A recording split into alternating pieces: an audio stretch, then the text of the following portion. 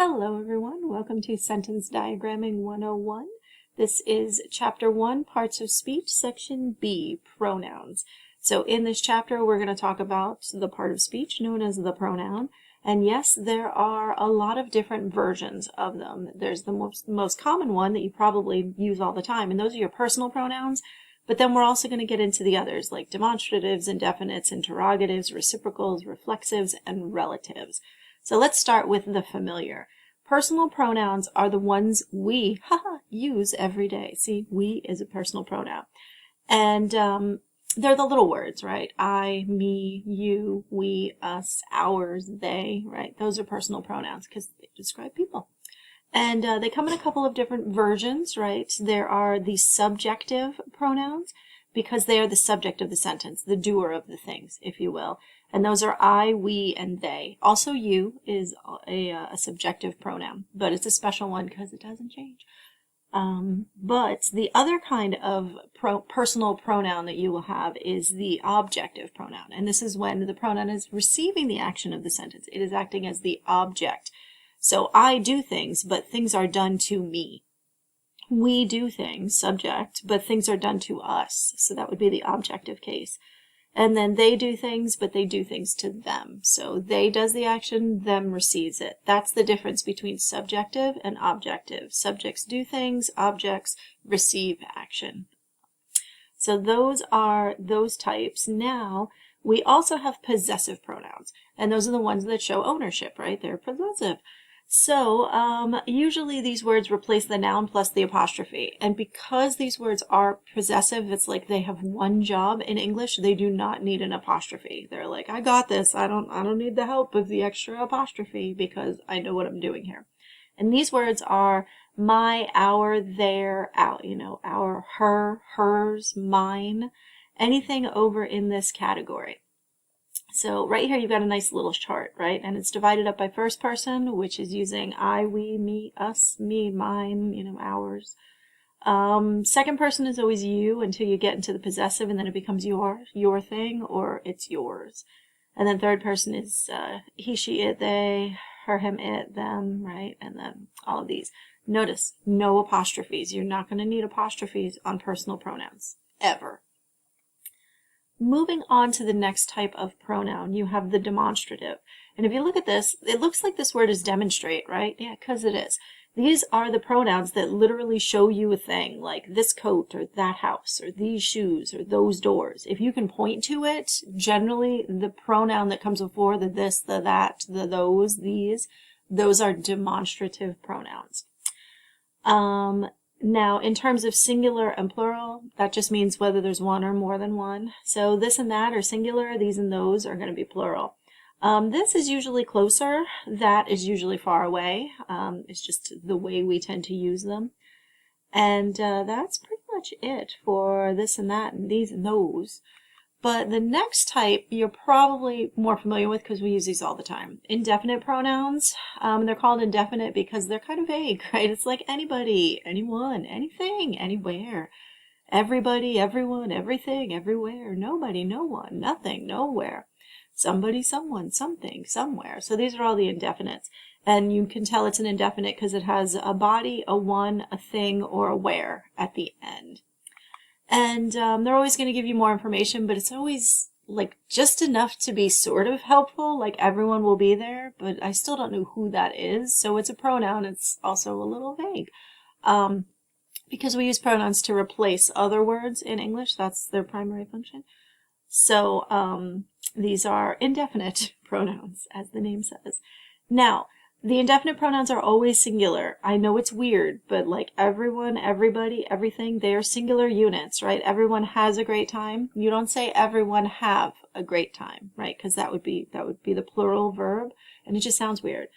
This means that everyone has her moment, not everyone has their moment, or everyone has his moment. It has to be singular because everyone is singular. So that is called pronoun antecedent agreement. You've probably heard of something called agreement, like your pronouns have to agree in number. They also have to agree in case being subjective, objective, possessive. Now, The one way, I know we use this all the time, everyone has their moment, we're like, I want to be gender neutral. I totally get it, but it's grammatically incorrect. And for some readers, they're really going to care. Others aren't even going to notice. So just think about your audience, think about what they value. Moving on, before we move on, I should say, a brief note about the singular they. This is gaining lots of traction, but it is still considered an error by a lot of like traditional, grammar, the grammar police. So, I mean, think about your audience, consider who it is you're writing for and what their expectation is going to be. In the last, I would say 10 years, this has really changed from always being an error to being like, we don't really care. At first, they wanted you to mark whether you were, intentionally using they to be a singular, but it's gotten way more widespread now. Just think about who's going to be reading it and whether they're going to care about it. And if they are going to care, then maybe you don't want them to read it anyway. All right. Now, the other side of the indefinite, those that we've already gone over, those are singular. Now we're going to get into the plurals. Both, few, many, others, several, those are all going to be plural all the time. And then we have a few that are just like, hey, whatever, sometimes we're singular, sometimes we're plural. It depends on the situation. And that's going to be all, any, more, most, none, or some. So you've got, how do you figure it out? You have to look at what comes after. So if you've got all of the actors is plural, so have is plural, right? So all is plural.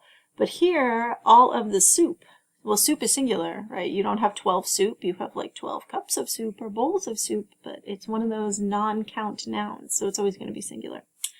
So all is singular in this one. Any applicants is plural, so your verb is plural, so any is plural here. As opposed to any movie, singular movie, right? Just one on the shelf is. So you always check your verb to make sure, right, that it lines up with the number, the singular plural situation. Same thing with most, none, some, you can read those. But those are your indefinites. Moving on, we've got the interrogatives. So interrogatives interrogate, right? Just like the word says. So they're going to ask a question. That's going to be your who and your whom. It's going to be your what and which and your whose.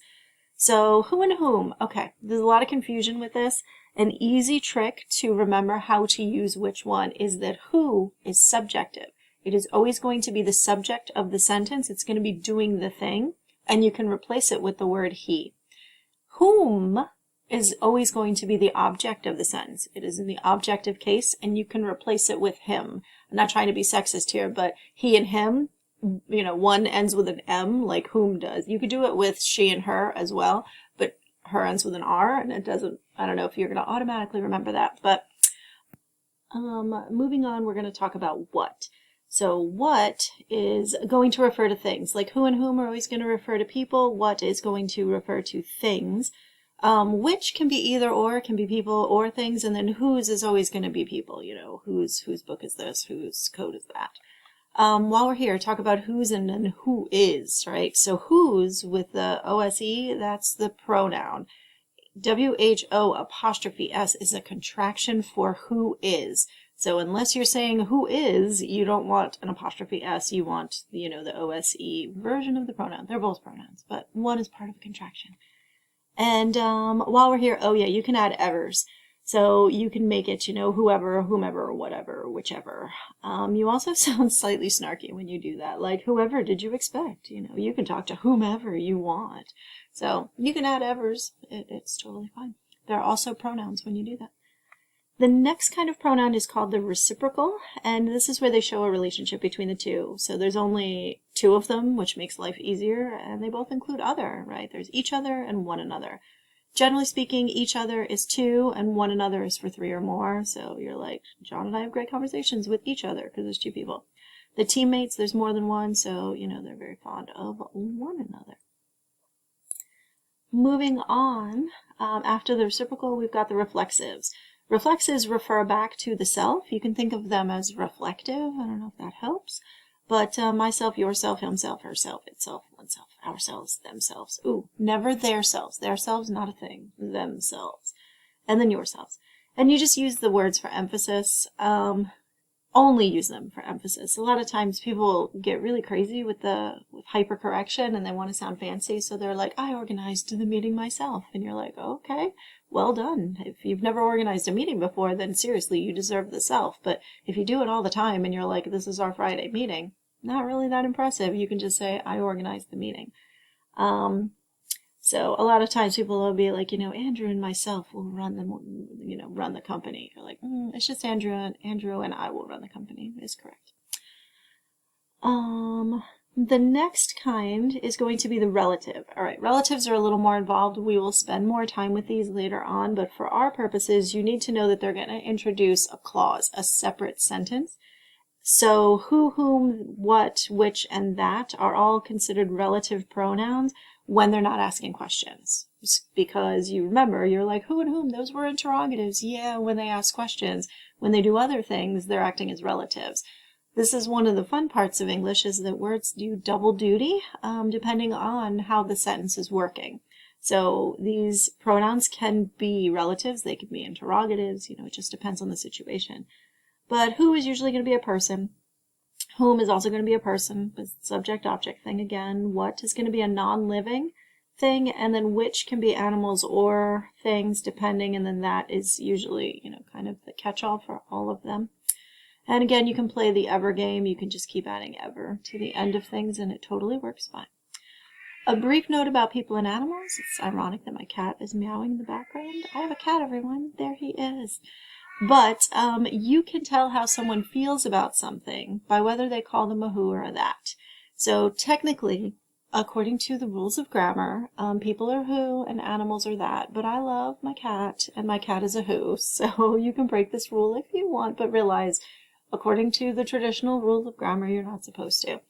The example that you have in the book is that you can sort of pass judgment on a person. Like, she is the woman who is dating my father. She's a person.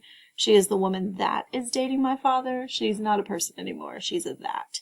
So you can quietly judge people with your pronoun choices. And then this gives you the who and whom trick, right? He and him is usually the easiest way to remember it. Or subjective, who is always going to be doing the things. And then whom is objective, always going to be receiving the action. That and which, generally, whiches get commas and that's don't, is a good way to remember it. So that's are essential information that you can't get rid of, whiches usually you can, so the sentence means the same thing without it. That's a common rule, a comma rule that might be helpful for you moving forward. Then you just get some examples here on the last page, right? Gifts that are personalized have the biggest impression versus personal gifts, which include the name, blah, blah, blah, can make the biggest impression. So notice you could get rid of this, and the sentence still works. Personalized gifts can make the biggest impression. The fact that they include extra stuff is extra, and which usually introduces extra stuff. That's why it is set off by commas. So those are all of the different types of pronouns. So now you should pause and do exercise 1B and then watch the overview to make sure that you did it right. The answers are on the answer key if you don't want to watch another video. But we are done with pronouns.